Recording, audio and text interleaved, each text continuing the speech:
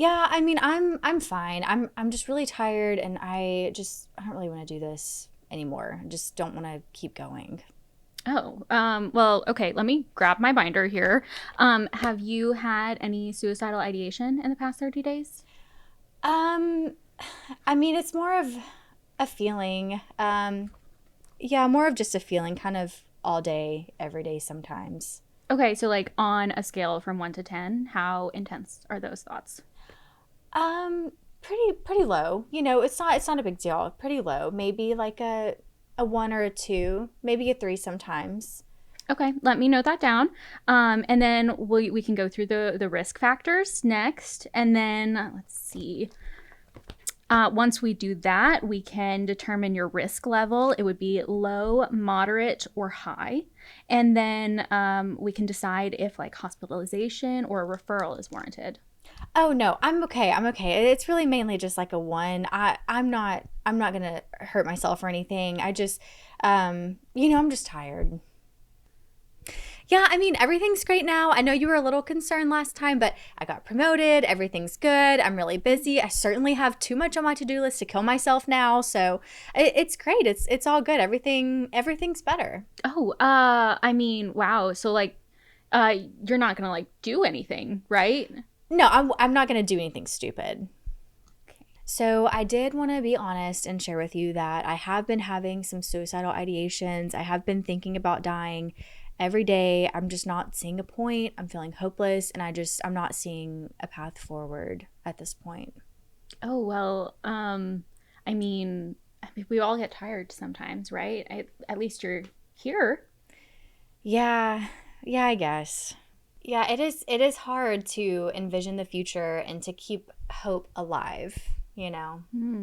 Well, I get the sense that this is really hard to talk about. That's okay. You're not alone in that. A lot of people feel scared when things get heavy, and sometimes when people feel stuck or overwhelmed, they might have thoughts of not wanting to be here or thoughts of suicide. Have you had any thoughts of killing yourself? Yeah, I do have those thoughts. I have thought about a plan, what I might do if I were to kill myself. I mean, it's not that I really want to die. I don't want to keep doing this. Well, thank you for telling me that. It's really important that we kind of talk this through. I want to take it seriously and walk through this kind of step by step. Is it okay if I ask you some more specific questions about your thoughts and your plan so that I can figure out how to best support you? Yeah. It's more of like fleeting thoughts, like thinking of, when I'm on my way somewhere I don't want to go, I see a tree, thinking of driving into that tree or, seeing a pill bottle and thinking about taking all of it at the same time. But I mean, the thoughts do pass, I don't sit on them too much and I hate pills anyway. So I never actually do it. I just don't want to be doing this anymore. I don't want to be here anymore. Well, thank you for being honest. It takes a lot of courage. And let's take our time and we can kind of go through this at your pace. Okay, well, so you mentioned a couple times that you don't actually want to die right now. So it's very important that we kind of check in about this. And so I want to kind of go through a couple of these things and just see, first of all, if you know of any things that come up for you when things might be getting worse, any kind of warning signs that show up for you.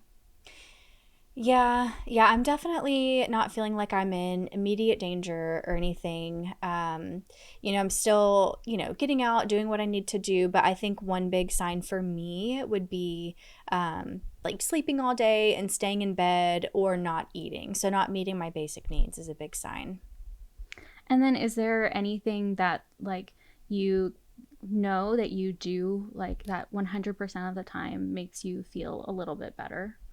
Yeah, so this sounds so silly, but I love putting on my moisturizer.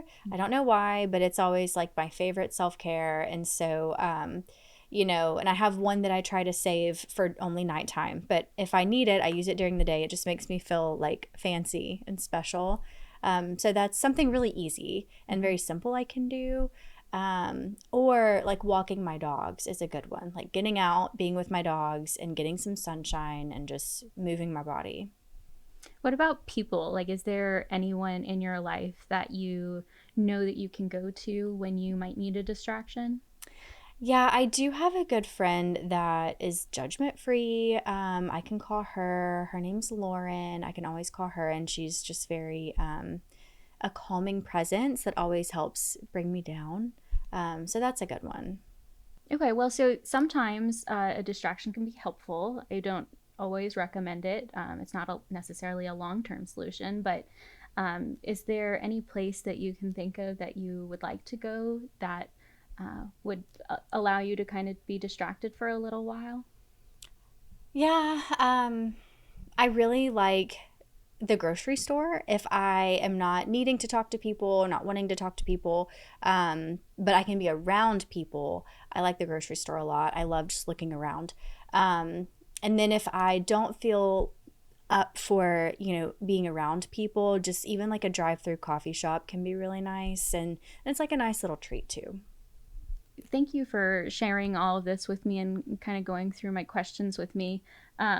I want to make sure that this is something that we keep checking in about. And I was also just wanting to make sure at the end of this if you felt like there was anything that we haven't talked about, anything that we've missed. Well, I appreciate you, doing this with me and helping it feel comfortable. Maybe the only thing that we've missed would be, I think it does get worse around certain times of the year. I know we're kind of approaching hard days for me that are reminders of the past. So maybe just like extra support around those anniversaries. Yeah, we can definitely do some more check ins during those harder times that we know about. Um, I also want to make sure that you have some resources. So, in case I'm not around, there are some like suicide hotlines. We have like emergency numbers and then some facilities around our area. So, I wanted to make sure that you had all of that information here. Thank you. I appreciate that. And I'll definitely keep being honest with you about this going forward.